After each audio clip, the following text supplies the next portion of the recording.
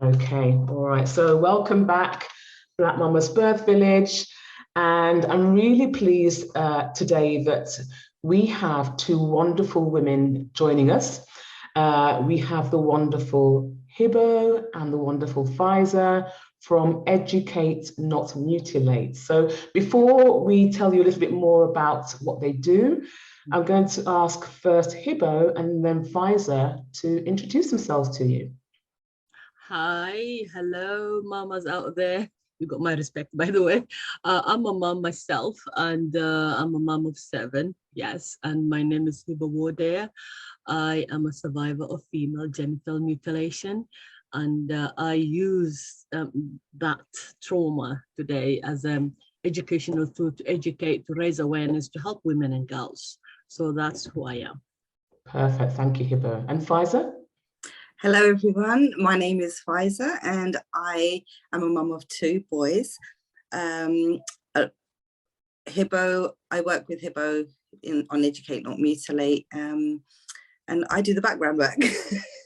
The very important background work. Yes. Without you, Faiza, it would be impossible. Right, Hibo? Absolutely. Faiza is the oil that makes the machine run. So she's brilliant. Everything you see in social media is Faiza's doing. She's amazing. Yeah. Thank you so much. Fantastic. So tell me then, educate, not mutilate. And I love that it's very clear what you stand for, what your mission is, what your work is. But for those who aren't sure about FGM, what it means, first of all, Hibo, could you tell me, so what do you do? What do you do within Educate, Not Mutilate? We, it's exactly what you said. We educate, we educate, we educate. We never stop educating all sorts of professionals, anybody who wants to know about any human right issue, as because we know FGM is a human right issue. We go to them, we talk to judges, we educate police, we educate students, teachers, social care people, private sectors, anyone. And it's one of the worst forms of child abuse. And for me, it's everyone's business to know it, whether you are in a childcare sector or not. It's a human right issue, and it's for all of us to do that. So Educate Not Mutilate makes that easier for you. It's a non-profitable organization. We do not charge you for that. If you are far from London, where we are based, all we ask is for you to pay for the fares, transport, and we deliver the work for you, whether it's a school or a setting or anything. So we made it easier for you to access this very, very, very, very sensitive subject. Right, okay, thank you for that. So you're educating professionals, as you said, like police, midwives is the key one that I want to talk to you about here. Did you say one of you has a background in midwifery? Is that right? None of us do. None of us do. Okay. But for me, midwifery work started actually when I was starting to give birth. That's when I discovered that professionals want forthcoming and asking questions or talking to you about it. And I'm talking about 1990s, which was a long time ago. And the NHS ever since has changed a lot, thanks to the public health minister at that time, who literally sat us down, a lot of us, and asked, what can she do to make delivery be much more easier and understandable for the women? How do we help women who are survivors and are having difficulty during birth? And we talked about that, and she listened, and that was the beginning of the whole change that you see in NHS today, how to help women, how to talk to women, how to ask questions. It came from all of us survivors who sit down with the public health back in 1990s, early 1990s, and end of 1990s to early 2000.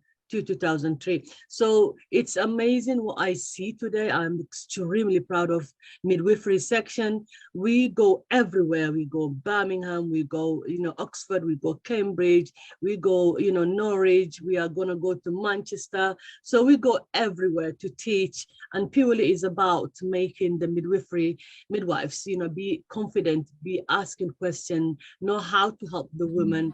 Don't be afraid. It's all about equipping them with confidence and curiosity, and have a human hat and a professional hat and go do your work. Yeah. Yeah, absolutely. Yeah, human hat and professional hat. I love that. Yeah. So the reason why I wanted you to come to speak today is because obviously Black Mamas Birth Village, as it says, we support Black mamas through their perinatal journey. And as women of color, you know, there may be women here in the membership who have had FGM, female genital mutilation.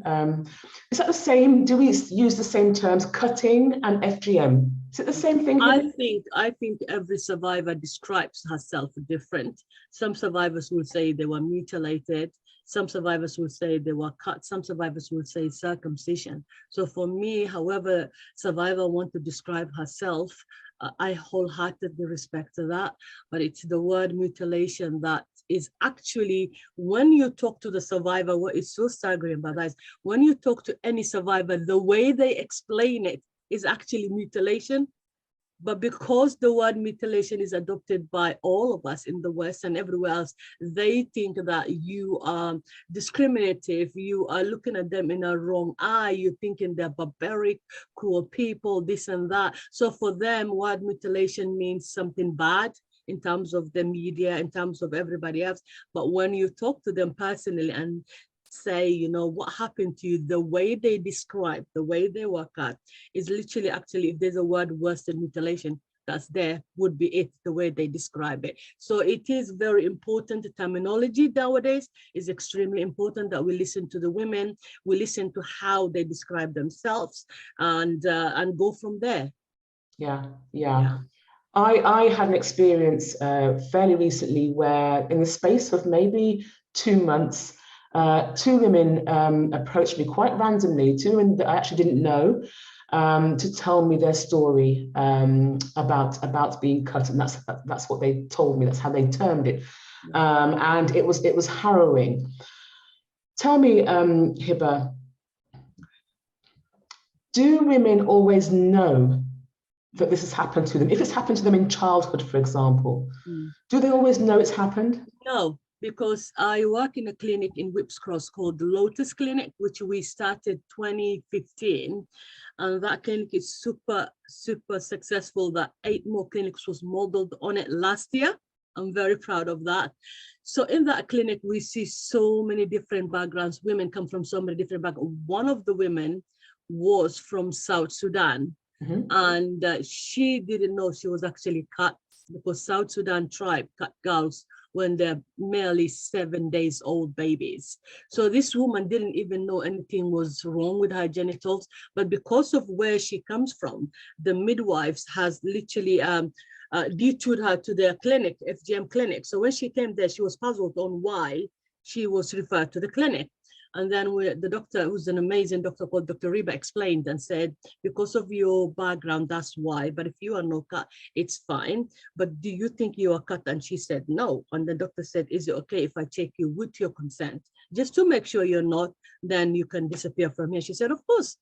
Well, when the doctor checked her, it turns out that she was cut and she didn't know. Now you can imagine the emotion that woman ran through her head was quite staggering, because she actually thought that's how her genital should be. And she finds out it's actually not. You've undergone a trauma, but you were a baby and you can't remember, you know, what happened to you. So some of the women also don't know their type. Some of them will say, and this is all the clinic, some of them will say, I've had sunnah. Sunnah means type 1, where it's a nicking or cutting of the clitoris. But it turns out some of them actually had type 3, which is infibulation, which is a total removal of the clitoris and labias, and then whatever skin is left is stitched up, leaving you with tiny hole like a tip of a matchstick. They didn't know they had that. They just thought it's sunnah because that's how the parents explained. So as a professional midwife, don't always assume women know what happened to them. Don't also assume women know what type they had as well. Yeah. Thank you for that. So is it right then? So you're saying that mamas that are maybe have certain kind of backgrounds, so that, you know, Sudanese background, would they be automatically referred to an FGM specialist midwife, or is it just? They will be asked. There's a unanimous question in these days. When you become pregnant, it doesn't matter whether you're Black or you're white or you're Christian or you're Jewish. It doesn't matter what background or religion, whatever you are. If you're a woman who's gone pregnant, you will be asked that question. Are you cut? If you don't understand, they will show you the pictures of the illustrated pictures. And if you recognize one of those pictures, you will say, yes, I'm cut. And if not, you're not. So you're not referred to the FGM clinic. The only way you're referred to FGM clinic is if you say, yes, I've been cut. And the reason for the whole clinic and referral is so important because you have a trust issue. You have a trust issue. People that you love and trust are the ones who broke your trust. So you always have that big barrier and trusting people. Plus, you don't want to repeat your trauma over and over and over every time you went for, you know, a normal checkup. So in the clinic is you're only going to see one doctor and one midwife, which means they are part of your journey. You become trusting, you can ask them any question, you can, you know, you are free with them and they will be there even after you've delivered your baby. And the clinic itself offers holistic approach, which is surgical support, which means sometimes these women, even if they're intimate, they're still sealed up on top. So they will definitely need something called the defibrillation, which means they need to be opened up. And that procedure, they always take it up and say during labor. They don't want to do anything during pregnancy. They're afraid something is going to happen to the baby, and they will always listen to. The choice is theirs. And they also offered emotional and psychological support.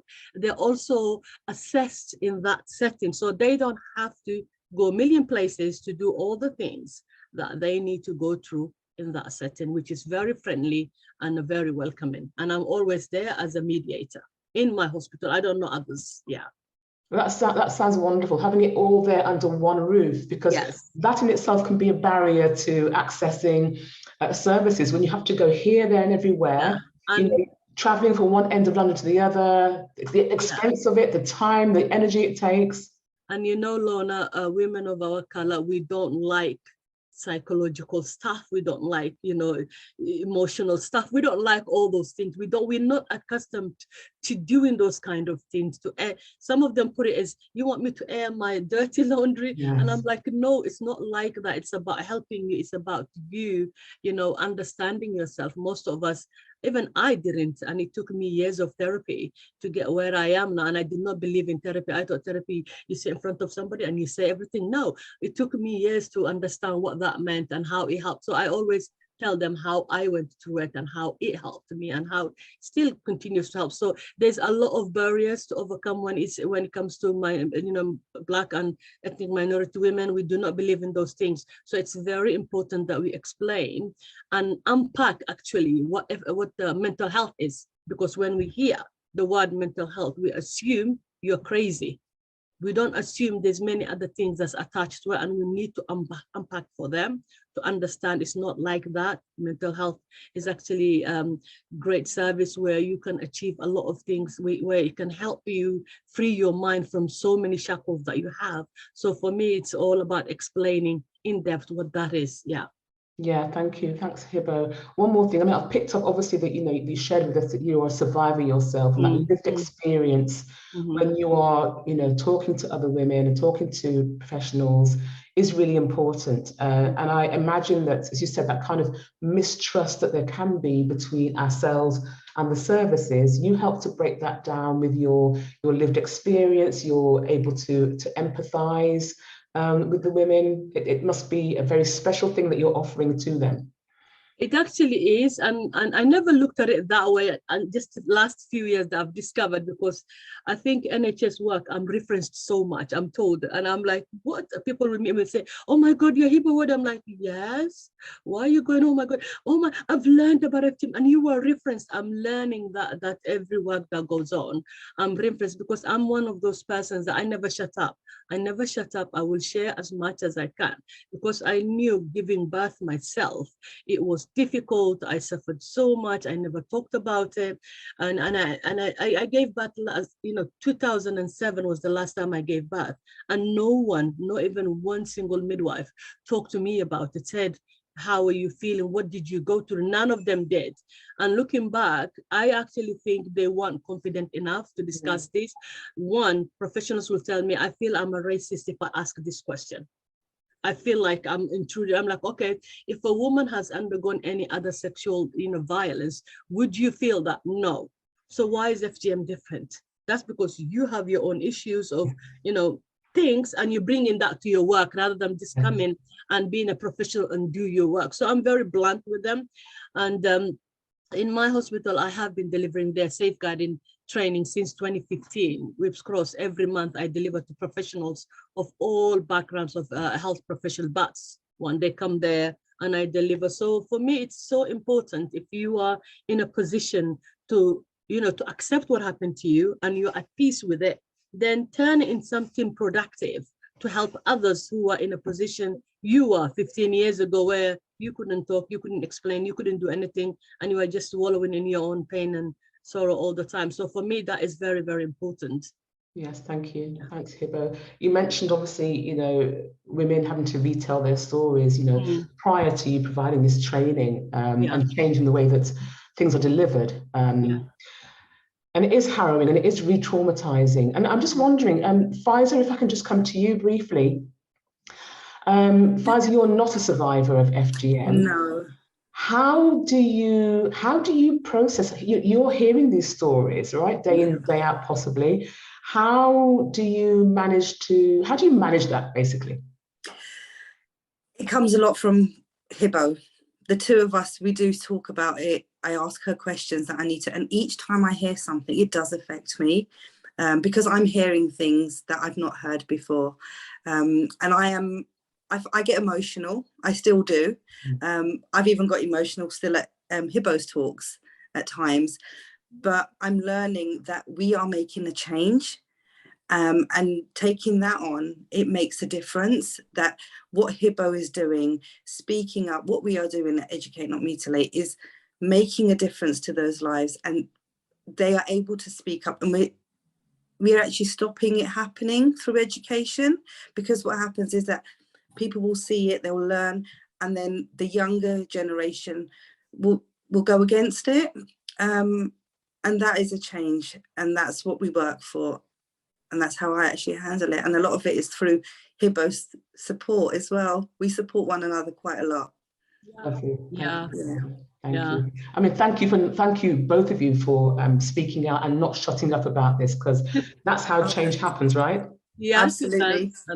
And I think our women, and for me, what drives me even more harder is knowing as a Black woman that I didn't have support at that time. I wasn't approached if I needed support. And today, seeing that happening in front of me, seeing the women offered support, reassurance, and them opening it up and taking up the support, and emailing us afterwards or coming with a massive smile and saying, you know what, you've changed my life, you've changed what I was feeling, you've changed everything. Seeing the doctor that I work with, Dr. Riba, the patient coming back after she's done the defibrillation saying, oh my God, I didn't know things that I'm experiencing could be happening, is so rewarding.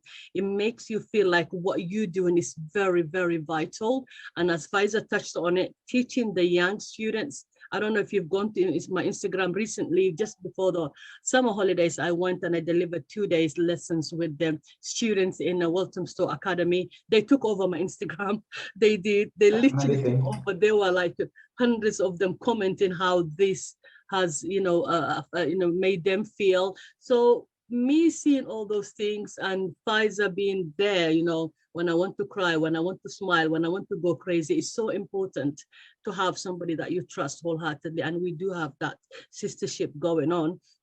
But for me, there's a lot more to be done. There's a lot more to engage. And I really wish the women that will be watching this segment to come and see, if two of them have opened up, there's much more than two people in there. And I want them to know I'm a survivor like you, and it was never easy to talk about this. I did not talk about what happened to me over 3 decades. I stayed in my 4 wall and coped with the way I thought I was coping, but I wasn't, because I was 6 years old when I was mutilated, and I remember every little thing that was done to me. And every survivor, almost 90% and over, remembers every little detail of what happened to her. So opening about that is the most hardest part to do, is to acknowledge that you were violated, that you were abused, that it's the people that you loved and everybody else. But then again, you look at the other side of the coin and you know that your mother didn't do it out of hate, out of, abuse. She did it out of, the custom, the tradition, the culture, whatever part of you are from. They do it to protect your future, to make sure that you can get married. It's to do with love. For them, it was protecting you. But many of us are afraid to look at it in a different way, because if we do that, we see our parents as abusers and all that. You don't see your parent as abuser, but you acknowledge what happened to you was an abuse. I forgave my mother, and everybody will tell you, every survivor will tell you they have. But the part of seeking help is very, very difficult. And I want those mothers who are on your page, it's never, ever, ever, ever, ever too late to seek help, to talk about your trauma, to get that help you need. And don't be afraid to say, I feel that, I feel this, I feel that. Expressing your emotions is so important. That is one of the things that we were never taught, is to express our emotions. And I would urge everybody, please, please express your emotions and seek help should you need one. Thank you. Well, let's go then to seeking help. So first of all, if somebody listening to this talk today, if they have any suspicions that they may have been mutilated or cut in that way, first of all, are there any kind of common signs or symptoms? For example, anything that might alert them, so like urinary tract infections? Yes, you are. First of all, can I just explain the types of FGM so people can understand that? So under the WHO, which is the World Health Organization, there's many types, but the most common types are 4 types. So type 1 is called the clitoridectomy, which is either total or partial removal of the clitoris. Type 2 is called the excision, again, is either total or partial removal of the clitoris plus some of the labia minora, that means parts of the vagina, lips is removed. Type 3 is called the infibulation, which is a total removal of the clitoris, both labias, minora and majora are removed. Whatever is left is stitched up, leaving tiny hole like a matchstick. And type 4 is to do with all non-medical procedures like piercing, pricking, burning, elonging of labias, labioplasty, if you're under 18, is illegal in UK as well. Repairing the hymen also is illegal in UK. So all those things are part of type 4. Now, the type that we've seen mostly, if you are from East Africa, from Middle Eastern countries, some of the Western African countries, you will see a lot of type 3, but predominantly you will see type 2, which is partial removal or total removal of the clitoris. And in some communities, they do put 2 stitches in there as well. But most of the types so far we are seeing is type 2 and type 3. That is the types that we're seeing. And if you think maybe what this lady just described, maybe I know my genitals are like that, go to your doctor. If you don't want to see the GP, ask to see a midwifery person or a nurse who's a woman there, but most of them will prefer a woman, and they will check you and they will tell you whether you're cut or not. Or if you have an FGM clinic attached to your hospital, all the FGM clinics are open for everyone now, not pregnancy only women. It's open for everybody. You can walk in, it's a walk-in, you don't even have to make an appointment. But I don't know if you're outside London, if you have that, but in London it is. You go and walk on that clinic, you find out what day they're open. Mostly they are at the end of the last Wednesday of the month or the beginning. So check which one, go there and say what you want and they will see you. Thank you. And so let's talk about, we have moms from all over the UK in the membership. So you're based at Whips Cross. So Whips Cross must have a wonderful FGM. Oh, we expanded. We've got 2. Well done. Well done. Fantastic. Oh, just froze a little bit. There we go. Yeah. Yeah. But if you are in London, if you're a mama who's in London and you don't know where to go to seriously get in touch with us, I will always find a clinic for you and you know, get you in touch with that. I do that quite a lot. A lot of women are contacting me from Birmingham, Manchester. There's a survivor right now I'm supporting going through the infibulation. There's another one here in London in our clinic, also will be going through the infibulation. They're coming from all over, girls who are about to get married. Some of them are actually was part of the infibulation on Instagram. So you are seeing people are literally seeking help, which is amazing to see that. Wow. Okay. Yeah. I'm glad that people are being seen very quickly and not having Yes, to be they are. waiting on normal NHS waiting lists, because that could be quite devastating. Yeah. Okay. Yeah, Well, it is. The services, I think the government, one thing that it has done really is listen and, you know, create services, especially NHS. So proud of it. All the work, the major work that's going on is through NHS. NHS are, you know, delivering training to all their professionals. They're opening services. I'm so proud of what's going on right now. Thank you. And one thing just occurred to me: there's no chance of any criminalization. So any, if you're an adult now and you've found out that you've been cut, or you've known that you've been cut, and you refer yourself onto services, there's no chance of parents being criminalized for what's happened. If you are over 18, that means the law covers you like any other 18-year-old. How many 18-year-olds do we have that have been abused by their own parents? And they go and seek help, but they refuse to press charges and anything. So 18, you're an adult, you decide what happens, not the professionals. But having said that, if you have in your family girls younger than 18, and for example, let's say there's a family of 5 girls, sisters, the oldest is 18 and she decided to seek help. What that professional has to do, and it's a legal requirement, is make a referral so that the other younger ones are, you know, are protected in that sense. But for parents or anything like that, nothing will happen to that. But law has changed as well, which means now if a girl was born here, all the red books that are given parents, it's like a kind of what do you call it, it's a government telling you, we're giving you information, you know about FGM, you have signed a declaration that you're never going to touch your girl. For example, this girl grows up, 26 years later, she's having her own child, and it turns out that she's been cut, the parent will be held accountable because you signed a declaration when she was born. You know what FGM is, it's illegal in UK, you can't do that. So that parent, even if they're 80 or 70, they will be held accountable. And that is how the law has changed. But those who are older, I don't think the parents will be accountable for anything. But if they're under 18, the local authorities will get involved and figure out how to save these girls and everybody else. Yeah. Sure, I mean, that's really good to know. And I didn't know about that new law. That's actually really interesting. A woman gives birth now. She's been identified as an FGM survivor. The red book she's given will have all the information about FGM, and she will sign a declaration on the assessment that she understood. She understood the legal thing that followed this thing. She understood everything. And that means you really can't break the law. It's all about that. You can't break the law, and this child has a right to be protected. So if she grows up to become a woman, having a child, and that she's undergone that, you will be held accountable. Yeah.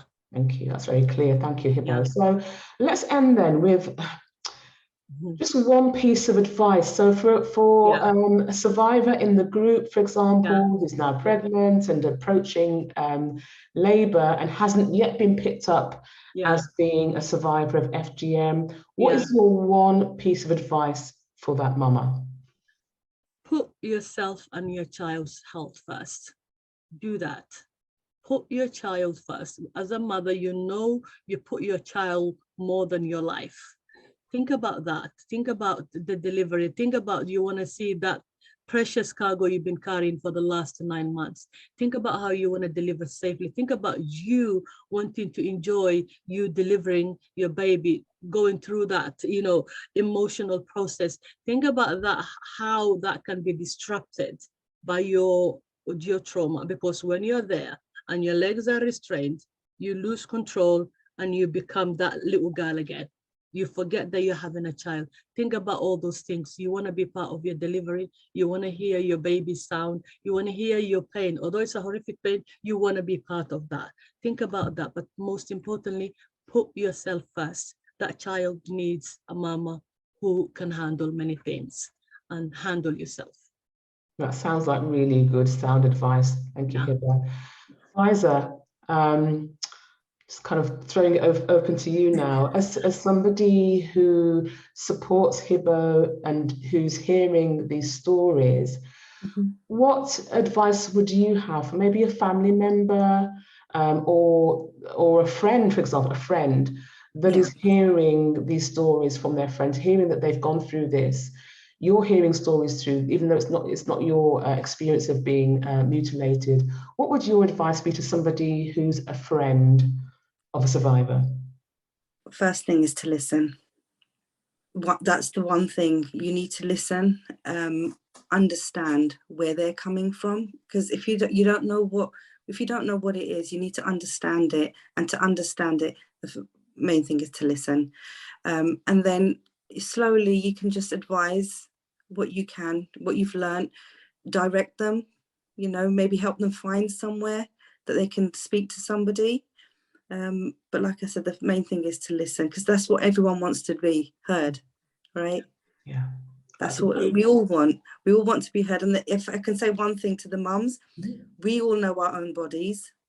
If you feel something isn't right, please speak up about anything. We know ourselves. We know ourselves more than the professionals do.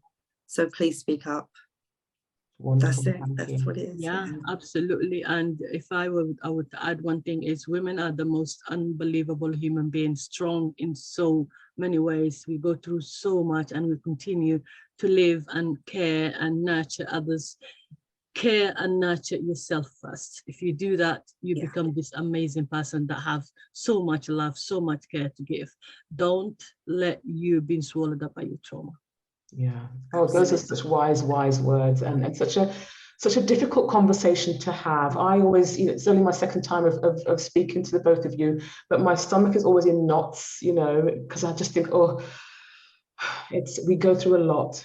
I would say FGM is the most difficult subject for any woman to discuss, because it involves your genitals. And women of color, we don't talk about genitals, forget about anything else. It's very, very difficult. So I would say you're a human being who's hurting, who's been hurt, or you're starting to figure it out after watching this episode that I might actually be what they're discussing. Don't be afraid to seek help. It's about time. Seek help, please. Seek help, absolutely. Absolutely. Well, Hibo, Faiza, thank you so much today for your wisdom and for your sharing of quite a difficult topic. I've really appreciated it, and it'd be very, very helpful for our mamas in the membership to hear what you've had to say today. So thank you so much for joining me. Can I say something? You're amazing, Lorna. You're brilliant. Thank you for bringing this to them. No, it should be said. I think women, we build each other in every way, left, right, center, and we're always doing work to better women. And you're doing that. So thank you so, so much for having us today. Thank you. Well, thank you. I really appreciate that. Thank you. Yeah, thank you so much, Lorna. You're welcome.